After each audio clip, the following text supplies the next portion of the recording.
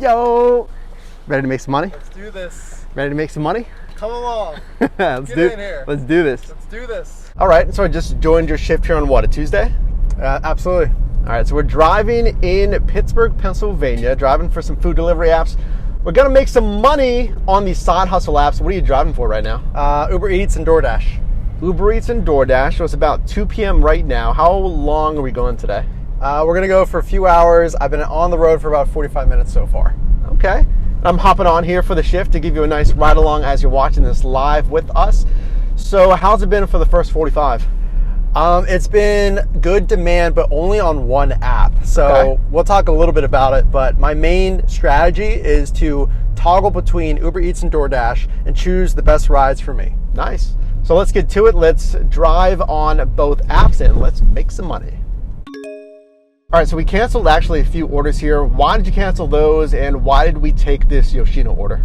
So I've talked about this in other videos, but whenever you're in between those rush hours, that lunch and dinner rush, you want to take $6, $7 orders to fill that space. You can still make a good amount of money. But I first canceled an order for $6 that was a pretty far trip.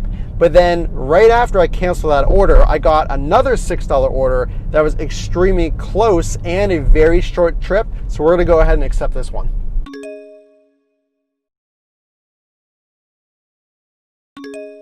All right, so I'm curious, why would you accept an order that was less than $5? That seems pretty low. So here's the reason. If you're already headed towards that direction, which we are, we're actually gonna go grab some quick lunch. It's literally right next door and the drop-off is only a few blocks away. So when it makes sense, let's say you're going back to a certain destination and you're already going there, you might as well pick it up.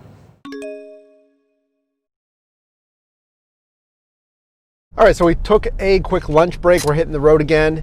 And a good sign that it's gonna be busy for the rest of the shift is we got orders right after going back online. So that's a good thing. Just did a pickup. So let's see how the rest of the afternoon goes. All right, so I'm back home, but the shift isn't over yet. Actually, a few more orders, and then we'll definitely get into the numbers. But firstly, shout outs to you guys, because I actually met 2 viewers on separate occasions during this shift tonight, which is kind of funny because all those years dashing in San Diego, I didn't meet anyone during any live shifts. So shout outs to you guys. Staying in our dense areas, which is really a very powerful strategy, really regardless of what app you're driving for. This one, Senyai Thai Kitchen, $9, 2.2 miles.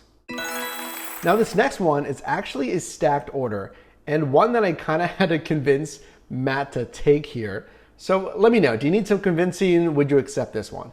Again, stacked order, 2 assignments for 1 driver for Wendy's, so fast food, but $17 for 3.3 miles. So again, a stacked order. It's from the same restaurant, obviously, it's from Wendy's, but it may be difficult. It's a fast food restaurant. Is it going to be slammed? Are they going to be behind? And then furthermore, the finishing destination, also equally important. It's finishing in a busy zone. So I said, take it. Especially for $17 for just 3.3 miles. Well, we took it, and for this restaurant, we were actually able to go inside to do the pickup. It was pretty seamless. I think there's a little tip in there, and I told Matt this, and let me know if you feel the same way, is you can't always be afraid of fast food pickups. Because yes, some are gonna be behind, and yes, most of them I feel are gonna have you go through the drive-through, which can take more time as well. But again, you gotta roll the dice, and hopefully like this one, you can go inside and have an easy pickup. And actually, here's a similar order. It's another stacked order for, let's say, a fast casual restaurant, Five Guys. And another fantastic payout. Really anything over $10, in my opinion, is a strong payout. And this one, $15, 4.4 miles. Another thing to consider, it's Five Guys, so typically they're going to make that food once you arrive to the restaurant. And to close out the shift, again, another fantastic $10+ payout. Napoli Pizzeria, $13.50. So that was pretty fun. A co-piloting, multi-apping shift in Pittsburgh on a DoorDash and Uber Eats. But to be honest, it doesn't really matter how much fun we had, how much money did we actually make? Was it worth it? Let's find out. This New Year's Eve shift was actually from 1 p.m. until 3:30 p.m.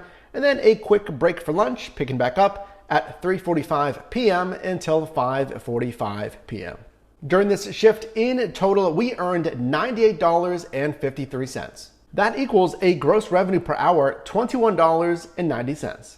During this shift, we completed 12 deliveries, and really excellent, we received 12 tips as well, with an average tip of $3.88. And just to put that number in perspective, I typically see about $3+, $4+ on average for a customer tip.